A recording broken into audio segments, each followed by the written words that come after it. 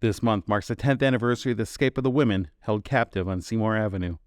Here's the story of what happened that day from the first responders who reached them first. She called her car, to Adam 23 for a code 1. I responded, go ahead. Then she began to state that we got a female on the line, stating that she's Amanda Berry. She's been missing for 10 years. I acknowledged getting the call, and I asked if she was still on the line or did she hang up. And she wasn't on the line. She came back, the dispatcher came back stating that she was still on the line, and she began to give the information about her capture, or captor, Ariel Castro. We pull up. We see a crowd, like on the porch.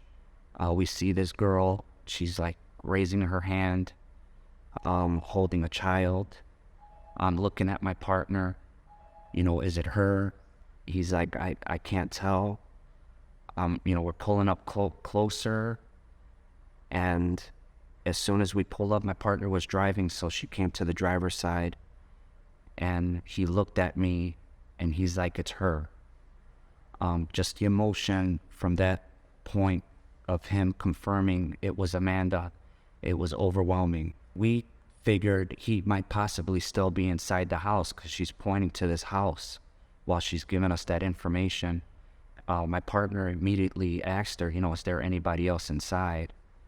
And she said, yes, Gina De Jesus and another girl.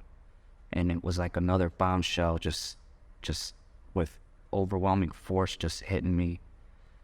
I believe I broadcasted that Gina might still be in the house, or possibly that she'll be in the house, and we immediately started running towards the house.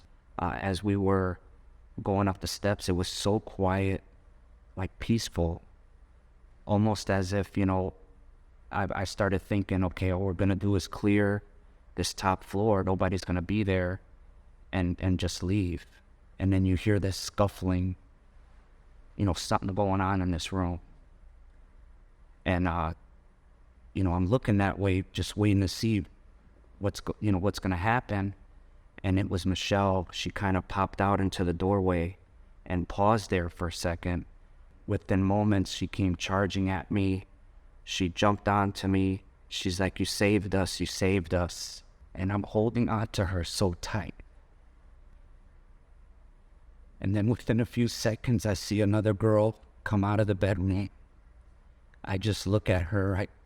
You can immediately tell who it is, just thinner. And again, I just needed confirmation. And I asked her, what's your name? She said, my name is Georgina De Jesus. It's very overwhelming. I mean, it took everything to hold myself together.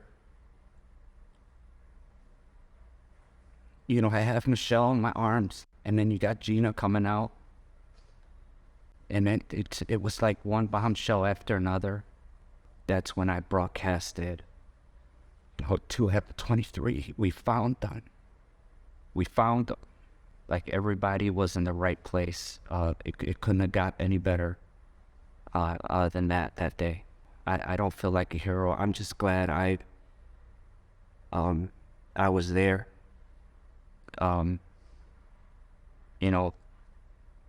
Just making sure they were safe. I feel so happy for them. It's just unbelievable. It goes through my mind every day. I couldn't imagine the past 10, 12 years, what they went through. It just keeps playing back in my mind. I could still picture us just pulling up, seeing Amanda. Couldn't believe it. Going, her telling us Gina might be in the house, going into the house. I just keep replaying it every day since it happened. I'm just glad that, just to be a part of it. All the officers there I'd seen that day, it just, everything just went so awesome, and well. I was actually back at the station working on a report when I heard the call come in. In my head, I was hoping it was true. And all I knew is I had to get there fast. I wanted to be there if that was the case.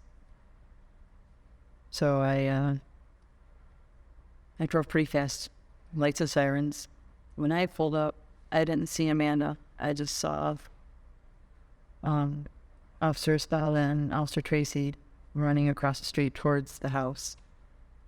Then I got in my car and I ran right over there, just right behind them. And Officer Spada kept yelling out, "Cleveland Police." And it kind of seems like an eternity, but it was so quick. At the same time, you didn't hear anything, and then all of a sudden, it was almost like the pitter-patter of feet running towards you. And the next thing I know, someone is in Anthony, Officer Spada's arms. At that point, all I remember is when he put her down, she jumped up into my arms and held on to me and screamed, "Please don't let me go. Please don't let me go." I said, "Honey, don't worry. I'm not letting you go." At that point, Anthony was already interacting with, or it was later found out to be Jenna DeJesus. And he looked at me, anxious. The look on his face, and he was fired. Because we found him. That, I can't even tell you how, the emotions that we felt. They're just unbelievable. And everything else is just a blur. It was just surreal. It was just unbelievable. Just the feeling of the heaviness in the heart just lifted. And then the next array of emotions of, I don't know, it was relief, and then you just don't want to think of what happened to them, so you just keep thinking positive and wanting to just encourage them that they're safe now and everything is okay. I was just so focused on them, and I really didn't. I can't even tell you what happened outside of what happened to them while I was there. The girls are the heroes in the story. They fought every day, and they're the true heroes. The dispatch gave us an assignment stating that a female on the line, saying to be Amanda Berry, was at this location. She had just escaped from the house. I'm always the positive thinker, thinking it's got to be her, it's got to be her. And I just operate the overhead lights and sirens and just go fast as we get there. We were coming from 25th and Lorraine, so it wasn't too far, just north of that location. So as we pull onto Seymour, see, on the corner right, I see a group of people standing off to the left. Even before I can stop the vehicle, a female approaches the vehicle and carrying a small child, just waving at us. Before the vehicle can stop, she's up on the window, and I look up at her. Our partner looks up at her. We look at each other, and it's like, I go to her, "I think that's Amanda Berry. I think that's Amanda Berry." So I immediately get out of the car, and like, "Is that you?" And just like on the tape, she's frantic. She's frantic with us. It's pretty chaotic. She's telling us who she is, then captive. The little child that at the time we didn't know was hers is screaming and crying. So it was just crazy what was going on. She gives us information on the Rio Castro, on the description, the vehicle lady might be driving. This time other cars are starting to arrive on scene. I'm looking at her face and I can't believe I'm seeing her in front. Nervous. Her child was calling and screaming. After we get the information on Rio Castro, the other cars are arriving at sea. We can't believe what we're seeing. After we get all this information from her, things are starting to calm down a little bit. So I'm thinking, wow, we got her right here. She's safe, her child is safe. And then, we don't know what's going on in the house. We don't know anybody that could be a suspect or something. So I just asked her, I'd say, "Is there anybody else in the house?" She goes, "Yes, Gia DeJesus, another girl." And I was like, "What?" Well, it was just, words can't explain what was going through my head and everybody else's head that was right there. It was unbelievable. So immediately we started running towards the house. After searching the first floor and basement, I ran up and turned upstairs to see what's going on up there. I saw my partner being hugged, and then Officer Johnson being hugged. And I look around now, and I see Gina DeJesus walk out of the bedroom. I couldn't believe what I was seeing. I mean, I had to, I was just stopped there for a second, just in awe of what I was seeing. It's amazing. It's unbelievable. I mean, it's a great feeling for not only for me, my partner, the officers there, but everybody from the 2nd District, the West Side that's familiar with this cases. It's unbelievable. I kept up a few times I, thought about it, and, I always talk to my partner about the positive mental attitude and just always they try to stay positive on certain things. And yeah, I also hope to self happy, relieved that they were safe. Like I say, words can't explain what was going through our minds that day. It was just an overload of information and happiness to find these 2 girls, those 3 girls, and the daughter alive was just unbelievable. Yes, it was pretty quiet.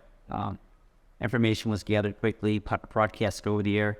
All the 2nd District cars were converging on the area, assisting, and with a description of the suspect and the vehicle, they were able to locate him at 32nd and Clark and McDonald's. It was a team effort, though, not just for us. We just responded there. It was a great team effort from everybody that was involved, from the patrolmen, supervisor, detectives, everybody that assisted there. It was just a great job by everybody.